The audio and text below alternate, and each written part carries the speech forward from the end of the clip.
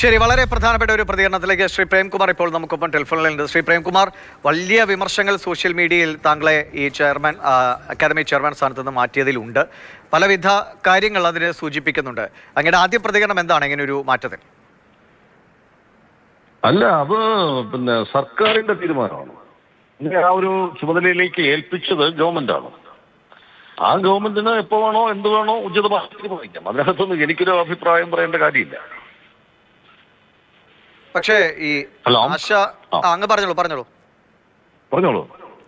ആശാ സമരത്തെ പിന്തുണച്ചതാണ്, അല്ലെങ്കിൽ തെരഞ്ഞെടുപ്പ് പ്രചാരണത്തിൽ എത്തിയില്ല, ഇതൊക്കെയാണ് കാരണങ്ങളായി ചൂണ്ടിക്കാട്ടുന്നത്. അല്ല, പുതിയ ചുമതലയിലേക്ക് വന്നിരിക്കുന്നത് ഇനിയിപ്പോ 30ാമത് IFFK വരുന്നു.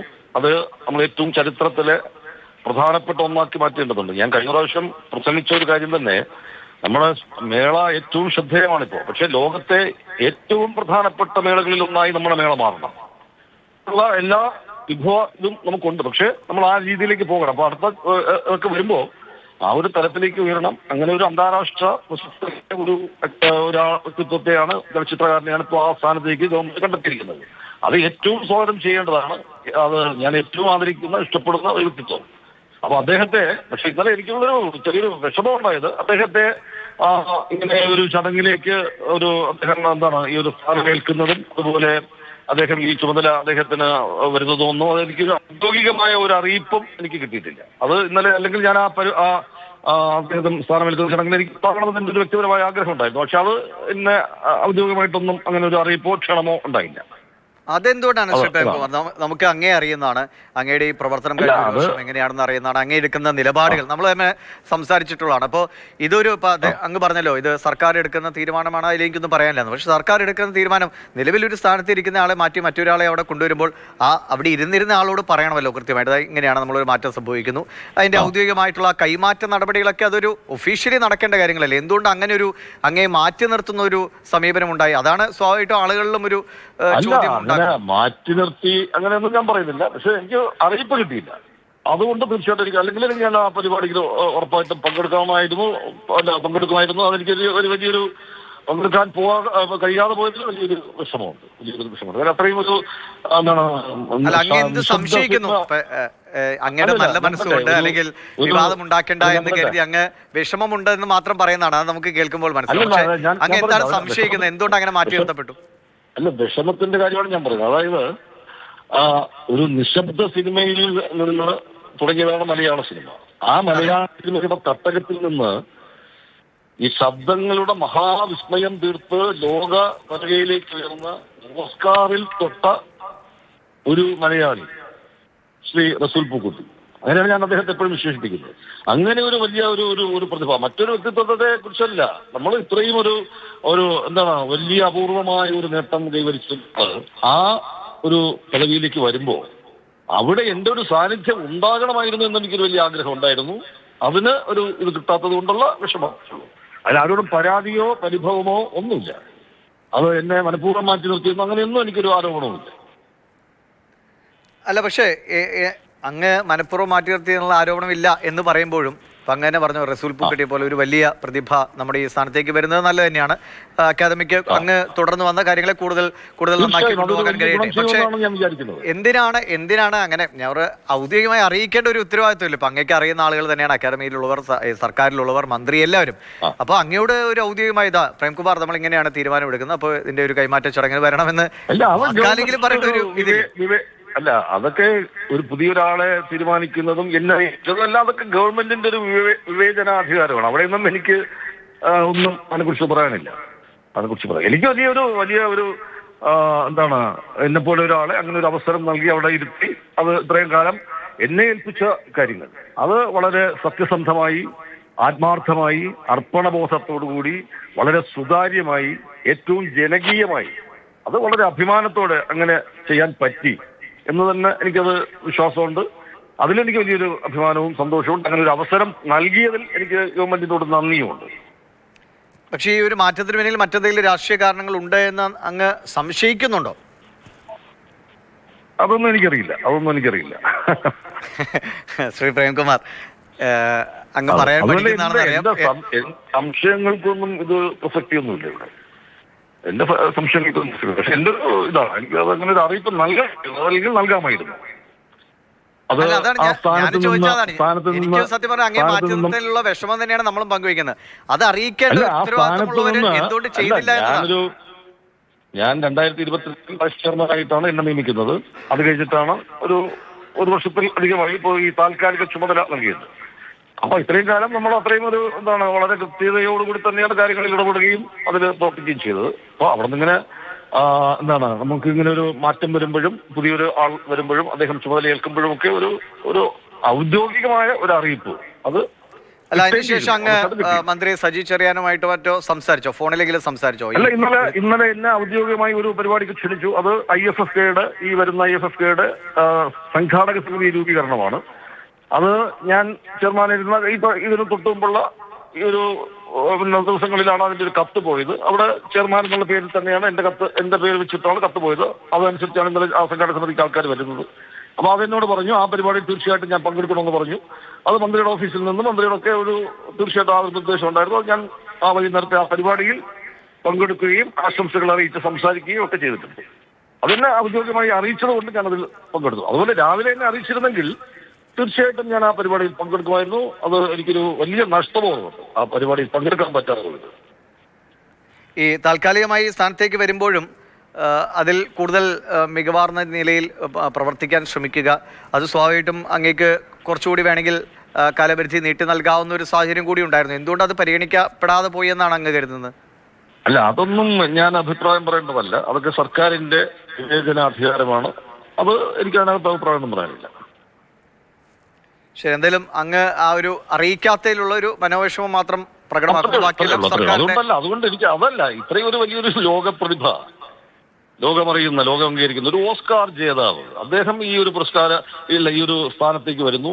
അത് ഞാൻ എന്റെ ഇതിനു ശേഷം അദ്ദേഹം വരുന്നു. അദ്ദേഹം ചുമതലയേൽക്കുന്ന ഒരു ഇതില് എനിക്ക് പങ്കെടുക്കണമെന്നുണ്ടായിരുന്നു. അതിന്റെ ഒരു വലിയൊരു വ്യക്തിപരമായ ഒരു ആഗ്രഹം. ശരി, ഞാൻ ഡയറക്റ്റ് ആയിട്ട് ഒറ്റ കാര്യം ചോദിച്ചു. അങ്ങ് ഈ ആശാ സമരത്തിനെ പിന്തുണച്ചത് അല്ലെങ്കിൽ തെരഞ്ഞെടുപ്പ് പരിപാടികൾക്ക് സജീവമായി പ്രചാരണ പരിപാടികൾക്ക് പോകാതിരുന്നത്, ആ സമയത്ത് ഏതെങ്കിലും നിലയിൽ അങ്ങേക്ക് പ്രധാനപ്പെട്ട ഇടങ്ങളിൽ നിന്ന് അങ്ങോട്ട് ഫോണിൽ കാര്യങ്ങൾ തിരക്കിയോ അത് ശരിയായില്ല അല്ലെങ്കിൽ ഒരു വിമർശനം ഉന്നയിക്കുകയോ ചെയ്തിട്ടുണ്ടോ?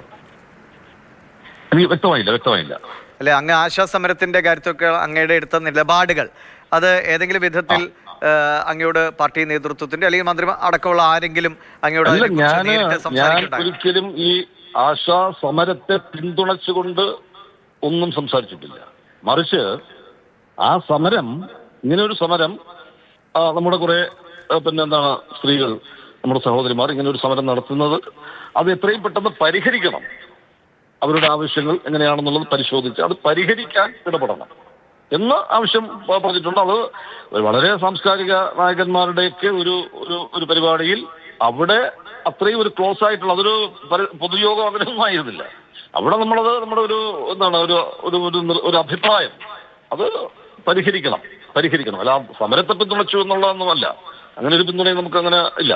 ഇത് ആ സമരം ഇങ്ങനെ ഉണ്ടായി, അതിനെ പരിഹരിക്കാൻ ഇടപെടണം എന്ന് നമ്മുടെ അഖിലേന്ത്യാ ജനറൽ സെക്രട്ടറി ആയിട്ട് സ്ഥാനമേറ്റ് നമ്മുടെ സഖാവ് MA ബേബി അദ്ദേഹം പങ്കെടുത്തൊരു പരിപാടിയിൽ അതിനായിട്ടുള്ള നമ്മുടെ മന്ത്രിയും ഒക്കെ ഉണ്ടായിരുന്ന ഇതിന്റെ സാന്നിധ്യത്തിൽ ഞാനൊരു അഭിപ്രായം പറഞ്ഞു. അതൊരു കലാപ്രവർത്തകൻ എന്നുള്ള രീതിയിലുള്ള എൻ്റെ ഒരു നിലപാടെന്നോ അഭിപ്രായമോ അത്രയേ കണ്ടാൽ മതി. അതിനകത്തൊന്നും ഇടപെടണം. അല്ല, ഞാൻ അന്ന് ചോദിച്ചു, അങ്ങനെയാണെങ്കിൽ ഇതിലൊന്നും ഒരു കാര്യവുമില്ല. റസൂൽ പൂക്കുട്ടി ഉണ്ട്, അപ്പൊ അദ്ദേഹത്തെ അങ്ങാണെങ്കിൽ താൽക്കാലികമായിട്ടാണ് അങ്ങേ ചുമതല ഏൽപ്പിച്ചു. അപ്പൊ അല്ലാതെ പൂർണ്ണമായിട്ട് ഒരാളെ ചുമതല ഏൽപ്പിക്കാൻ റസൂൽ പൂക്കുട്ടിയെ പോലുള്ള ഒരാൾ വരുമ്പോൾ അദ്ദേഹത്തെ ഏൽപ്പിക്കാം. അപ്പോൾ പ്രേംകുമാറിനെ മാറ്റുന്നു. അങ്ങനെ വളരെ നിഷ്കളങ്കമായ ഒരു നടപടിയായിട്ട് തന്നെ അങ്ങേ ഇതിനെ കണക്കാക്കുന്നുണ്ടോ? ഞാനത് അങ്ങനെ തന്നെയാണ് കാണുന്നത്. ഇതിനകത്ത് വേറൊരു മാനങ്ങളും കൊടുക്കേണ്ടതില്ല. ഞാനൊരു അഭിപ്രായം പ്രകടനം നടത്തിയെന്നു പറഞ്ഞത് അത് ഇതിനൊന്നും ഒരു കാരണമായിട്ട് ഞാൻ കാണുന്നില്ല. കലാരംഗത്താണെങ്കിലും സർക്കാരിന്റെ ഇത്തരം പ്രവർത്തനങ്ങളിൽ സജീവമായി തന്നെ അങ്ങയുടെ സാന്നിധ്യം ഉണ്ടാകും അല്ലേ? അല്ലാതെ എന്നോട് ആവശ്യപ്പെടുന്ന കാര്യങ്ങളിലെല്ലാം ഞാൻ സജീവമായിട്ട് തന്നെ ഉണ്ടാവും. റസൂൽ പൂക്കുട്ടിയുമായിട്ട് അങ്ങ് സംസാരിച്ചോ? ഏതാ റസൂൽ പൂക്കുട്ടിയുമായിട്ട് പിന്നീട് സംസാരിച്ചു? റസൂൽജി ചുമതല ഏറ്റു കഴിഞ്ഞ ഉടനെ ആദ്യം എന്നെയാണ് വിളിച്ചത്. അങ്ങനെ ഞങ്ങൾ ദീർഘനേരം സംസാരിച്ചു. ഞങ്ങൾ വലിയ നല്ല സുഹൃത്തുക്കളും കൂടിയാണ്. അപ്പൊ ഇന്ന് ഇങ്ങനെ ഞാൻ ആ പരിപാടിയിൽ നിന്ന് വിട്ടുനിന്നു എന്നൊക്കെ പറഞ്ഞ വാർത്തകൾ കണ്ടപ്പോൾ വീണ്ടും ഇന്നും ശ്രീ റസൂൽ പൂക്കുട്ടിയായിട്ട് സംസാരിച്ചു. അദ്ദേഹത്തിന്റെ മനസ്സിൽ അങ്ങനെ ഒരു വിഷമവും തോന്നിയിട്ടില്ല. പക്ഷെ ഞാൻ പറഞ്ഞു, എനിക്ക് അതിൽ പങ്കെടുക്കാൻ പറ്റാതെ പോയതിൽ വിഷമമുണ്ട്. അല്ല, അത് അദ്ദേഹത്തിന്റെ ഒരു പാളിച്ചല്ലോ അത്, അല്ലേ? ഇതിന്റെ നടത്തിപ്പുകാർ അല്ലെങ്കിൽ അതിന്റെ ചുമതല വഹിക്കുന്നവർ ചെയ്ത ഒരു കാര്യമാണ്. അങ്ങയുടെ കീഴിലുള്ള ഉദ്യോഗസ്ഥരൊക്കെ ഞാനൊരു മനഃപൂർവ്വം അവരാരും എന്നെ മാറ്റി നിർത്തിയതൊന്നും ഞാൻ വിചാരിക്കുന്നില്ല. അല്ല, ശ്രീ പ്രേംകുമാർ, അതിനെ സാധിക്കാതെ പോയി. ശ്രീ പ്രേംകുമാർ, ഇത് വിടൂ. നമ്മളിപ്പോ ഒരു ചാനൽ ചർച്ച എന്നുള്ള ഇതിൽ നിന്ന് വിട്ട് അങ്ങേ ഇത്രയും വളരെ സജീവമായി തന്നെ ഒരു കാര്യം ചെയ്ത ഒരു സമയത്ത് ഇപ്പോൾ ആരും ആയിക്കോട്ടെ, അയാളെ ഒരു പരിപാടിയിൽ നിന്ന് ആ സ്ഥാനത്ത് നിന്ന് മാറ്റി മറ്റൊരാളെ നിയമിക്കുമ്പോൾ നിങ്ങളെ തൽക്കാലം നമ്മൾ മാറ്റി നിർത്തുന്നു, ഒരു പുതിയ ധാരണയുടെ പ്രകാരമാണ് മറ്റൊരാൾ വരുന്നു എന്ന് ഒരു അറിയിക്കുക എന്നത് വളരെ മിനിമമായിട്ടുള്ള ഒരു മര്യാദയുടെ ഭാഗമാണല്ലോ. അത് ലംഘിക്കപ്പെട്ടതിൽ അങ്ങേക്ക് ശരിക്കും വെറുതെ ഒരു മനപ്രയാസം മാത്രമാണോ, അതോ കൃത്യമായി അങ്ങേ ആ നിലയിൽ തന്നെ കണ്ടാൽ മതി എന്നൊരു തോന്നലോ ധാരണയോ ആരിലൊക്കെയോ ഉണ്ടായതുകൊണ്ടല്ലേ? അതിൽ അങ്ങേക്ക് അത് സമ്മതിക്കാൻ മടിയായതുകൊണ്ടാണോ? അങ്ങനെയൊന്നും ഞാൻ കരുതുന്നില്ല. ഞാനിപ്പോ ഇത്രയേ ഉള്ളൂ. എനിക്ക് ആ പ്രോഗ്രാമിൽ പങ്കെടുക്കാൻ പറ്റാത്തതിന്റെ ഒരു വിഷമം, നിരാശ, അല്ലെങ്കിൽ എനിക്കത് ഒരു വലിയൊരു ആഗ്രഹമായിരുന്നു. അത് നടന്നില്ല. അത്രേ ഉള്ളൂ. അത്രേ എനിക്ക് അതിനകത്ത് പറയാനുള്ളൂ. ശരി, ഞങ്ങളിപ്പോ മന്ത്രി സജി ചെറിയാനുമായിട്ട് ഫോണിൽ ബന്ധപ്പെട്ടിരുന്നു. അപ്പൊ അദ്ദേഹം പറഞ്ഞ അങ്ങനെ പ്രത്യേകിച്ച് അറിയിക്കേണ്ട കാര്യമില്ല, ഇതൊരു സർക്കാർ തീരുമാനമാണ് എന്ന നിലയ്ക്കാണ് അദ്ദേഹം പ്രതികരിക്കുന്നത്. അങ്ങനെ വസ്തുത അത് തന്നെയാണ് അതിന്റെ വസ്തുത. സർക്കാരിന്റെ ഒരു എന്താണ്, അവരുടെ വിവേചനാധികാരമാണ്, അതിൽ പെടുന്നതാണ്. അതുകൊണ്ട് അത് അവരുടെ കാര്യമാണ്. അത്രേ ഉള്ളൂ. അല്ല, വിവേചനാധികാരമാണ്. പക്ഷേ നിലവിൽ ഒരു സ്ഥാനത്തുള്ള ആളോട് പറയാതെ എങ്ങനെയാണ് ആ സ്ഥാനത്തേക്ക് മറ്റൊരാളെ അല്ലെങ്കിൽ അതിന്റെ ഒരു കൈമാറ്റ ചടങ്ങ് നടത്തുക എന്നതാണ്. മന്ത്രി പറയുന്ന അറിയിച്ചിരുന്നു എന്നാണ്. അങ്ങേയപ്പോ എങ്ങനെയാണ് അറിയിച്ചിരുന്നത്? അല്ല, ഇങ്ങനൊരു പരിപാടി ഇങ്ങനെ ഒരു ഔദ്യോഗിക സ്ഥാനമേൽക്കൽ ചടങ്ങോ അല്ലെങ്കിൽ ഇങ്ങനെ എന്നെ ആ ചുമതലയിൽ നിന്ന് മാറ്റിയെന്നൊന്നും ഔദ്യോഗികമായി എന്നെ ആരും അറിയിച്ചിട്ടില്ല. ഇല്ല. പക്ഷെ PCR കൃത്യമായിട്ട് മന്ത്രി പറഞ്ഞ അറിയിച്ചിരുന്നു എന്ന് തന്നെയാണ്. ഇന്നലെ വൈകുന്നേരത്തെ IFFKയുടെ മീറ്റിംഗിൽ ഞങ്ങളോട് മന്ത്രി പറയുന്നത് അറിയിച്ചിരുന്നു എന്നാണ്. കൂടുതൽ പ്രതികരിക്കാനില്ല എന്നുകൂടി അദ്ദേഹം പറയുന്നുണ്ട്. അറിയിച്ചിരുന്നു എന്നാണ് മന്ത്രി ആവർത്തിക്കുന്നത്. ഞാൻ പറഞ്ഞത്, ഞാൻ ഇന്നലെ അറിയിച്ച പരിപാടിയിൽ ഔദ്യോഗികമായിട്ട് ആവശ്യപ്പെട്ടതനുസരിച്ച് IFFKയുടെ സംഘാടക സമിതി മീറ്റിംഗിൽ പങ്കെടുത്തു, ആശംസകൾ അറിയിച്ചു. മന്ത്രി എന്നെ ഒരുപാട് എന്റെ പ്രവർത്തനങ്ങളെ കുറിച്ച് അവിടെ പ്രശംസിച്ചു പറഞ്ഞു. അതൊക്കെ വളരെ സന്തോഷമുള്ള കാര്യമാണ്. രാവിലത്തെ പരിപാടിയിൽ എനിക്ക് പങ്കെടുക്കാൻ പറ്റാത്തതിന് ശരി, എന്തായാലും വളരെ നന്ദി ശ്രീ പ്രേംകുമാർ. അദ്ദേഹം മനപ്രയാസമുണ്ട് എന്ന കാര്യത്തിൽ മാത്രം നിൽക്കുകയാണ്. അതിനപ്പുറത്തേക്ക് എന്തെങ്കിലും രീതിയിലുള്ള ഒരു ഇടപെടൽ ഉണ്ടായെന്നോ അല്ലെങ്കിൽ തന്നെ അവഗണിച്ചു എന്നൊന്നും പറയാൻ അദ്ദേഹം തയ്യാറല്ല. അപ്പോൾ മന്ത്രിയെ നമ്മൾ പ്രതികരണം തേടുമ്പോൾ അദ്ദേഹം പറയുന്നത് അറിയിച്ചിരുന്നു എന്നതാണ്, സർക്കാരിൻ്റെ നടപടിയാണ്, അത് അറിയിച്ചിരുന്നു, കൂടുതൽ പ്രതികരിക്കാനില്ല എന്നാണ്. എന്തോ ആയിക്കോട്ടെ. ഇപ്പോൾ പ്രേംകുമാർ അദ്ദേഹം ഒരുപക്ഷെ കൂടുതലൊരു വിവാദത്തിലേക്ക് പോകേണ്ടതില്ല എന്ന് കരുതിയാകാം അങ്ങനെ പ്രതികരിച്ചതെന്നാണ് എനിക്ക് തോന്നുന്നത്. ഒരു സ്ഥാനത്ത് ഇപ്പോൾ ഏതു സ്ഥാനം ആയിക്കോട്ടെ, നമ്മുടെ നാട്ടിലെ ഒരു ക്ലബിൻ്റെ ഒരു ചുമതലയിൽ ഇരിക്കുന്ന ആളെയാണെങ്കിൽ പോലും അദ്ദേഹത്തെ മാറ്റി വേറൊരാളെ തീരുമാനിക്കുമ്പോൾ അദ്ദേഹത്തോട് കൃത്യമായി കാര്യങ്ങൾ പറയുകയും ആ കൈമാറ്റ ചടങ്ങിന് അദ്ദേഹവും അവിടെ ഉണ്ടാവുക എന്നത് നമ്മുടെ നാട്ടു നടപ്പുള്ള രീതിയാണ്. ഇപ്പോൾ സർക്കാരിൻ്റെ എന്ത് വിവേചനാധികാരം അല്ലെങ്കിൽ ഔദ്യോഗിക തീരുമാനമാണെന്ന് പറഞ്ഞാലും അതൊരു കമ്മ്യൂണിക്കേഷൻ കൃത്യമായി നടക്കേണ്ടതുണ്ട്. അത് എന്തുകൊണ്ട് നടന്നില്ല എന്നതാണ്. അപ്പോഴാണ് ആശാസമരത്തെ അത് പരമാവധി വേഗത്തിൽ അത് പരിഹരിക്കേണ്ടതുണ്ട് എന്ന് പ്രേംകുമാർ പറഞ്ഞ കാര്യങ്ങൾ, അല്ലെങ്കിൽ തെരഞ്ഞെടുപ്പ് പ്രചാരണത്തിന് സജീവമായി പോകണമെന്ന ഒരു തീരുമാനത്തിൽ അദ്ദേഹം അതിനോട് വഴങ്ങാതിരുന്ന കാര്യങ്ങൾ, ഇതൊക്കെ സംശയങ്ങളായി ചോദ്യങ്ങളായി ഉയർന്നു വരുന്നത്. എന്തായാലും അതിൽ കൂടുതൽ ക്ലാരിറ്റി വരുത്തേണ്ടത് തീർച്ചയായും മന്ത്രി സജി ചെറിയാൻ അടക്കമുള്ളവരാണ്. പ്രേംകുമാർ അദ്ദേഹം ഒരു മനപ്രയാസം അദ്ദേഹത്തിനുണ്ടായി എന്നതിൽ കവിഞ്ഞ് കൂടുതലൊന്നും പറയാൻ സ്വാഭാവികമായിട്ടും അദ്ദേഹം അതിന് തയ്യാറാകുന്നതുമില്ല. നമുക്ക് എല്ലാവരും ആ ഘട്ടത്തിൽ ഒരുപക്ഷെ അങ്ങനെ തന്നെ പ്രതികരിക്കാനും സാധ്യതയുള്ളൂ.